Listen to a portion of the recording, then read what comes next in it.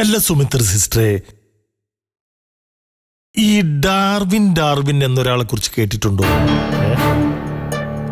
ഇല്ല.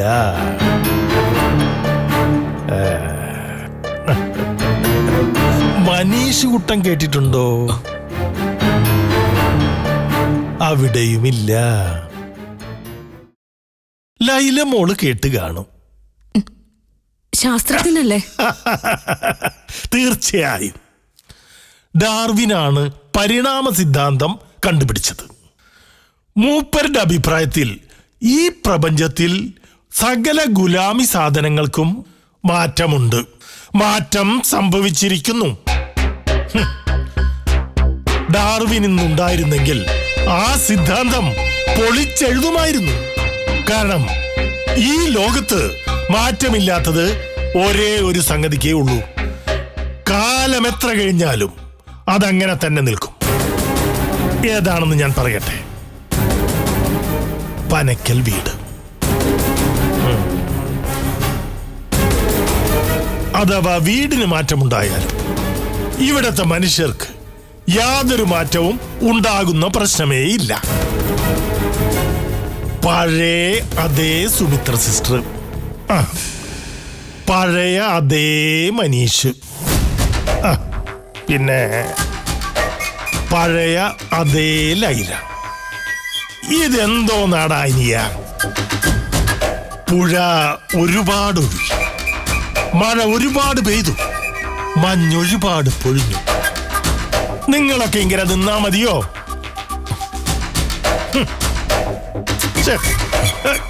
എന്തോന്നാനിയ ഇത്?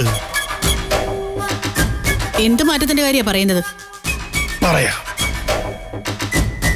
Life style, ജീവിത ശൈലി.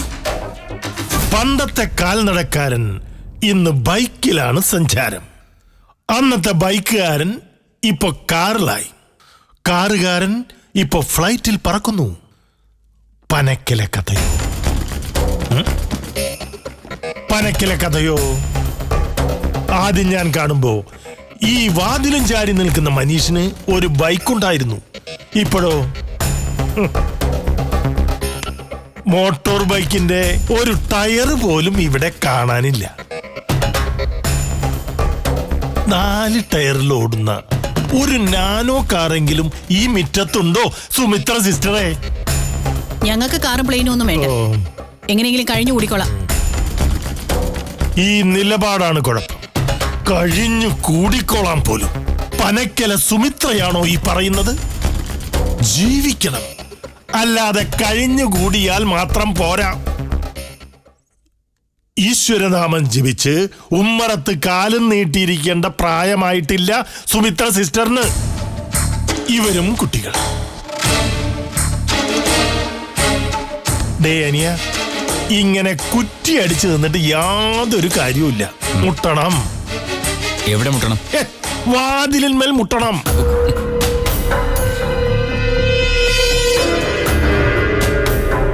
മുട്ടിയാലേ തുറക്കൂ, അന്വേഷിച്ചാലേ കണ്ടെത്തൂ. അങ്ങനെയാണല്ലോ പ്രമാണം.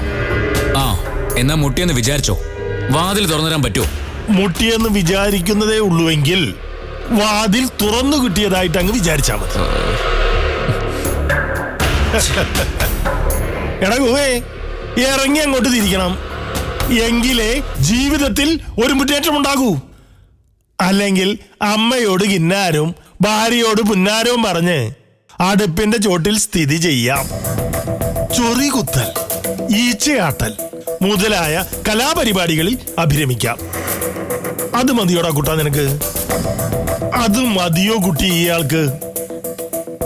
വരുമാനം കിട്ടുന്ന എന്തെങ്കിലും തൊഴിൽ ചെയ്യണമെന്നുണ്ട് മനീഷേട്ടന്. ഒന്നും അങ്ങോട്ട് ശരിയാവുന്നില്ല. ശരിയായാലോ? മാമൻ ശരിയാക്കി തന്നാലോ?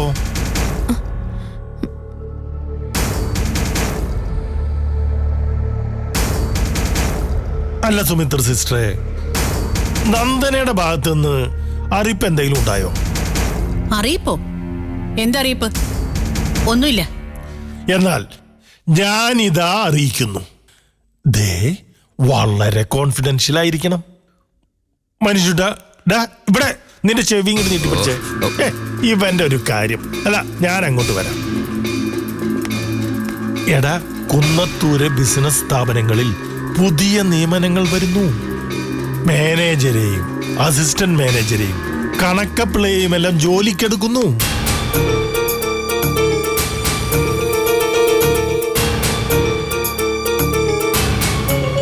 മനുഷ്യേ, ശ്രമിക്കണം. അവിടെ ജോലിക്ക് കയറണം. അതിനുള്ള വിദ്യാഭ്യാസ യോഗ്യത ഇവനുണ്ടോ?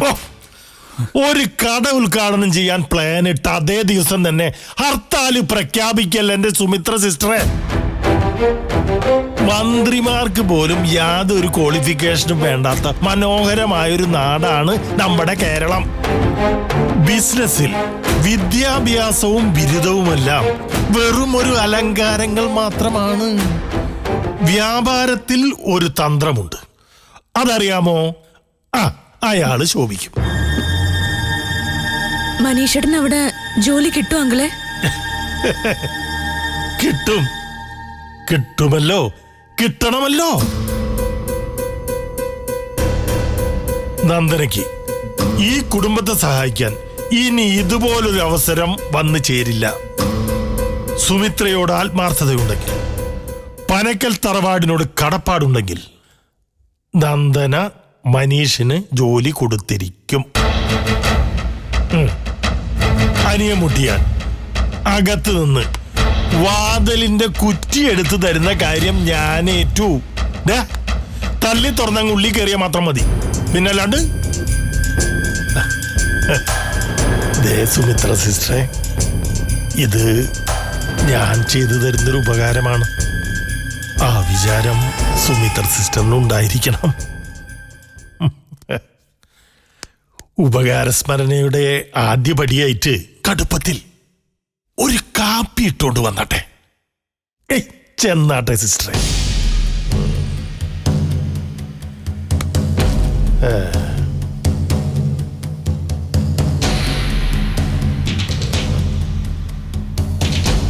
മനീഷുട്ട, ലൈല മോളെ, ഒരു സെക്കൻഡ് പ്ലീസ്.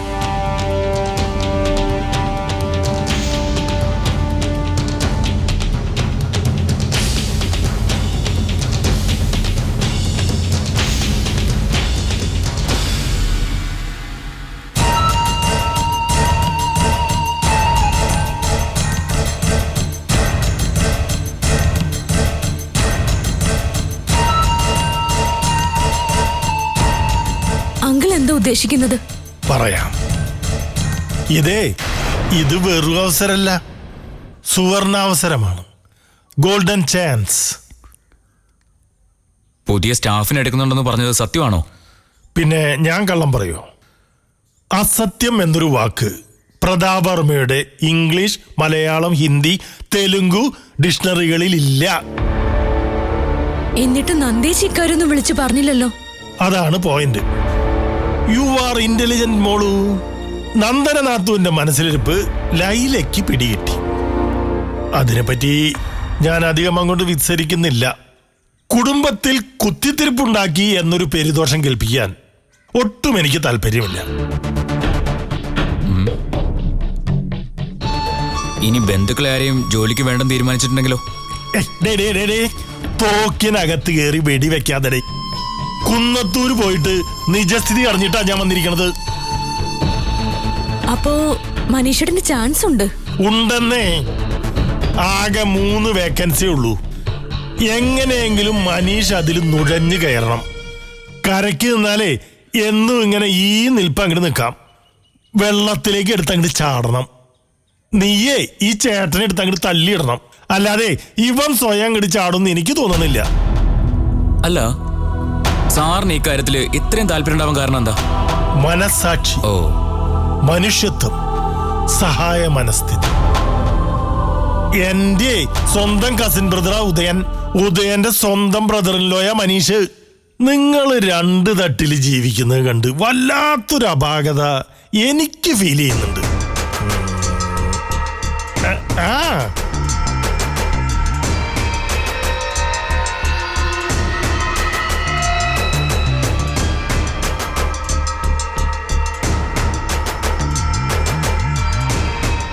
അടിസ്ഥാനപരമായി ഒരു കമ്മ്യൂണിസ്റ്റുകാരനായ ഞാൻ സമത്വത്തിൽ വിശ്വസിക്കുന്ന നീയാ.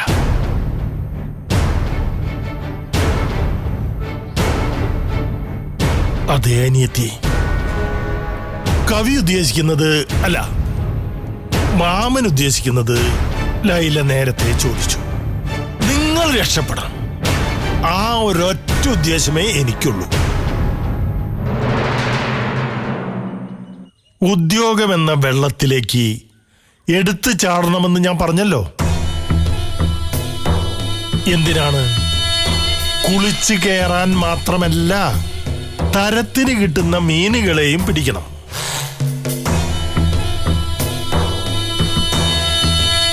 കൊച്ചു കൊച്ചു മീനുകളൊന്നല്ല, നത്തോലി അത്തരൊന്നല്ല, മുഴുത്ത മത്സ്യങ്ങളുണ്ട്.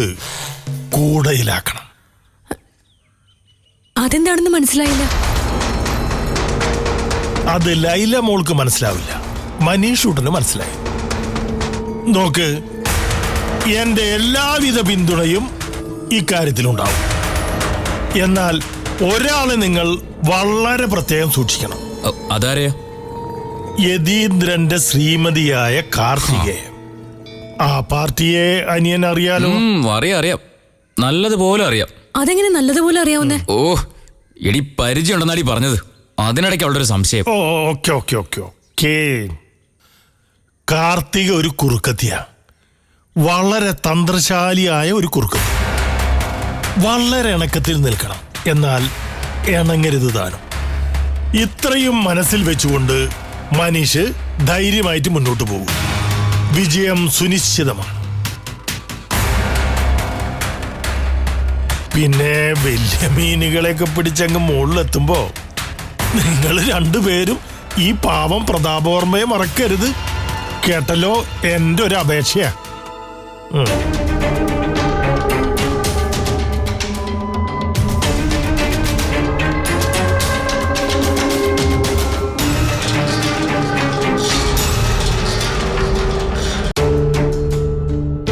ഇത്തരം സന്ദർഭങ്ങളിലാ സ്വന്തത്തിന്റെ ബന്ധത്തിന്റെ വില മനസ്സിലാക്കുന്നത്. ഇത്രയും വലിയൊരു ചാൻസ് വന്നിട്ട് അമ്മയുടെ നന്ദനമോളൊന്ന് വിവരം അറിയിച്ചോ? വല്ലവരും പറഞ്ഞു നമ്മൾ വിവരം അറിഞ്ഞത്. അറിയിക്കേണ്ടാണെങ്കിൽ നന്ദനെ അറിയിക്കും. എന്നറിയിക്കാനാ? അടുത്ത കൊല്ലം സ്റ്റാഫിനെ എടുക്കുന്ന കാര്യമല്ല പ്രതാപൻ സാർ വന്ന് പറഞ്ഞിട്ട് പോയത്. ആ അങ്കിള് പറയുന്നത് കേട്ടിട്ട് ഉടനെ നിയമനം ഉണ്ടാവുന്ന തോന്നുന്നേ അമ്മേ. ഉണ്ടാവുന്നേ. നന്ദേച്ചി വിളിക്കും ജോലിക്ക് ആളിനെ നിയമിച്ചതിന് ശേഷം. എന്നിട്ട് പറയാലോ, അയ്യോ മനീഷിന്റെ കാര്യം മറന്നുപോയല്ലോ എന്ന്. പണ്ടേ എന്നെ ഒഴിവാക്കുന്നത് നന്ദനയുടെ വിനോദമായിരുന്നു. നിന്നെ അവൾ എവിടെ ഒഴിവാക്കിയത്? IT നിനക്ക് ചേരാൻ പൈസ ഉണ്ടാക്കിയത് നന്ദനയുടെ കമ്മല് പണയം വെച്ചിട്ടാ. അയ്യോ, മഹാത്യാഗമായി പോയി. എന്ന് വെച്ചാ 2 പവൻ വീതം ഉണ്ടായിരുന്ന കമ്മലായിരുന്നല്ലോ. എന്റെ അച്ഛൻ വാങ്ങിച്ചു കൊടുത്ത സ്വർണ്ണമാണേ. അതിന്റെ വലിപ്പമൊന്നും അമ്മ പറയണ്ട. പ്രതാപനങ്ങൾ പറഞ്ഞത് ഉടനെ ശ്രമിച്ച് എങ്ങനെയെങ്കിലും ജോലിക്ക് കയറണമെന്നാ. എടി, ജോലിക്ക് കയറാൻ ഒരു ഏണിയായിട്ട് അങ്ങോട്ട് ചെന്നാ മതിയാ. നിനക്കിത് നന്ദനെ ഒന്ന് വിളിച്ച? എന്തോ ഞാൻ വിളിക്കാനാ? നടന്നു തന്നെ. വാദോരാതെ അവളെ കുറ്റം പറയല്ലോ. ആവശ്യം നിന്റേതാ. അല്ലെങ്കിൽ ഒന്ന് വിളിക്കുന്നതിൽ എന്താ അപാകത? നിന്റെ പെങ്ങളല്ലേ? ഇങ്ങനൊരു ആങ്ങളെ ഉണ്ടെന്നുള്ള കാര്യം പെങ്ങൾക്കും അറിയാലോ. ഇങ്ങോട്ട് വിളിക്കാത്തെന്താ? അമ്മ പറഞ്ഞതുപോലെ ആവശ്യക്കാർ നമ്മളല്ലേ. നന്ദേശി ഒന്ന് വിളിക്കും മനീഷേട്ടാ. നീ പോടി, എന്റെ പട്ടി വിളിക്കും. അമ്മയുടെ ഫോണിലെ ബെല്ലടിക്കുന്നേ. ഇങ്ങെടുത്തോണ്ട് വാ.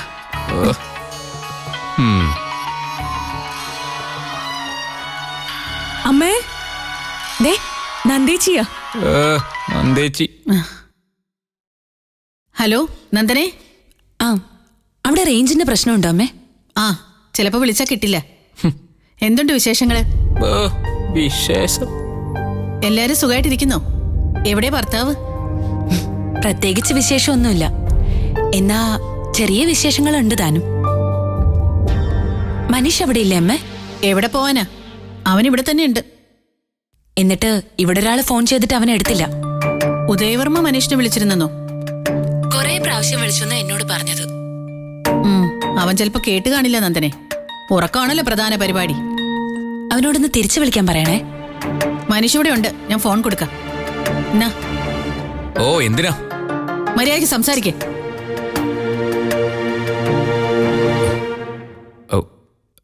ഹലോ. നീ ഇന്നാളൊരു ദിവസം ഇവിടെ വന്നിരുന്നു എന്നറിഞ്ഞു. എന്നിട്ട് എന്നെ കാണാതെ പോയതെന്താ? ഞാൻ അറിഞ്ഞതേയില്ല. ആ, ചേട്ടൻ പറഞ്ഞില്ലേ? എന്നാലും നിനക്കെന്നോടൊന്ന് പറഞ്ഞൂടെ? അതുപോലെ തന്നെ ഇവിടെ ഒരാൾ നിനക്ക് 2 തവണ ഫോൺ ചെയ്തു. നീ അത് അറ്റൻഡ് ചെയ്തുമില്ല. അതെന്താ? കോൾ വന്നത് ഞാൻ ശ്രദ്ധിച്ചില്ല.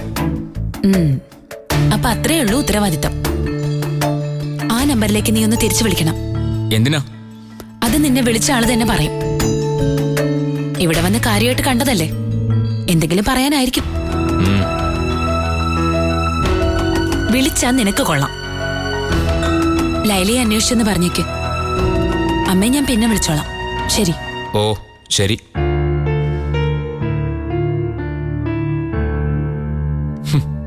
എന്നാ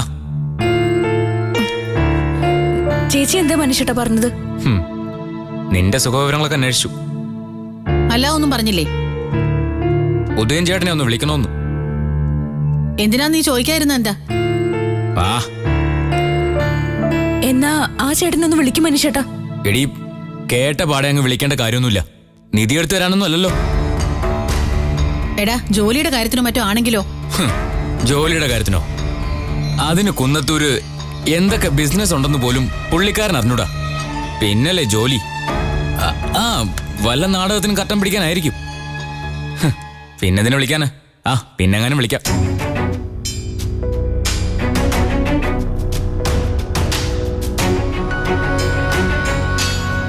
അവനെ കൊണ്ട് ഉദയർമ്മയെ വിളിപ്പിക്കണേ നീ. എന്തായാലും വെറുതെ ആയിരിക്കില്ലേ.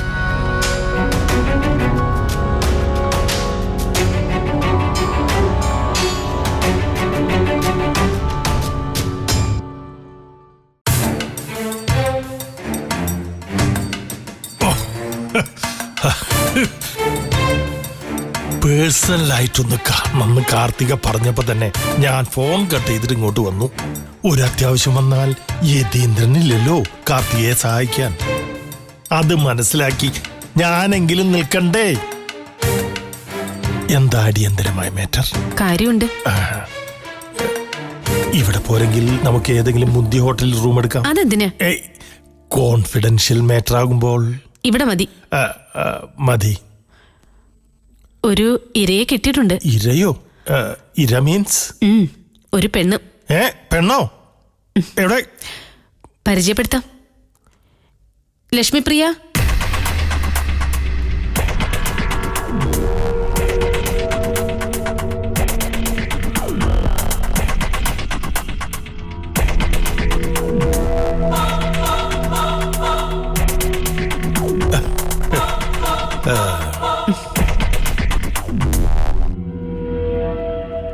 ഇതാരാണാവോ? പേര് പറയൂ. ഞാൻ ലക്ഷ്മിപ്രിയ. ഓ, എന്റെ ആങ്ങളുടെ തുണിക്കടയിൽ കുറച്ചാൾ ജോലി ചെയ്തിട്ടുണ്ട്. നമ്മൾ പറയുന്ന പോലെ കേൾക്കും. ലക്ഷ്മിപ്രിയെ നമുക്ക് അസിസ്റ്റന്റ് മാനേജറുടെ വേക്കൻസിയിൽ എടുത്താലോ?